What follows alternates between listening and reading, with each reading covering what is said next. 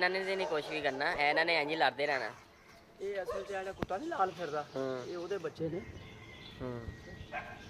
ਉਹ ਵੀ ਬੜਾ ਐਵੇਂ ਪੈ ਜਾਂਦਾ ਤੇ ਇਹਨੇ ਲੜਾਈ ਛੱਡਦੇ, ਹਾਲਾਂਕਿ ਆਪਸ ਹੀ ਵੇਖਦਾ ਚੰਗੇ ਚੱਕ ਭਰਦੇ ਨੇ ਇੱਕ ਦੂਜੇ ਹਾਂ ਛੱਡਦੇ ਨਹੀਂ ਪਏ। ਮੈਂ ਉਹ ਤਾਂ ਛਡਾ ਮੈਨੂੰ, ਮੈਂ ਵੇਖਦਾ ਹੈ ਤੈਨੂੰ, ਉਹ ਉੱਥੇ ਗਿਆ ਤੂੰ ਵੀ ਤੇ ਐਵੇਂ ਆਵਾਜ਼ ਹੀ ਉਹਨੂੰ ਫੇਰਦਾ ਨਾ, ਇੱਕ ਮਾਰੇ ਦੇ ਢੁੰਗੇ 'ਚ ਵੇਖ ਛੱਡਦਾ ਕਿ ਨਹੀਂ।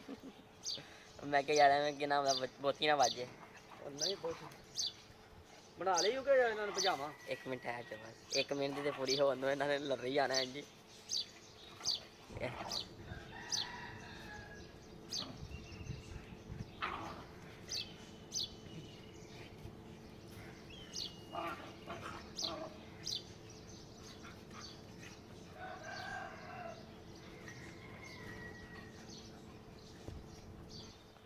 ਚਲੋ ਲੜੀ ਜਾਓ ਫਿਰ ਭਾਈ, ਅਸੀਂ ਤੁਹਾਡੀ ਫਿਰ ਵੀਡੀਓ ਬਣਾ ਲੈਣੀ।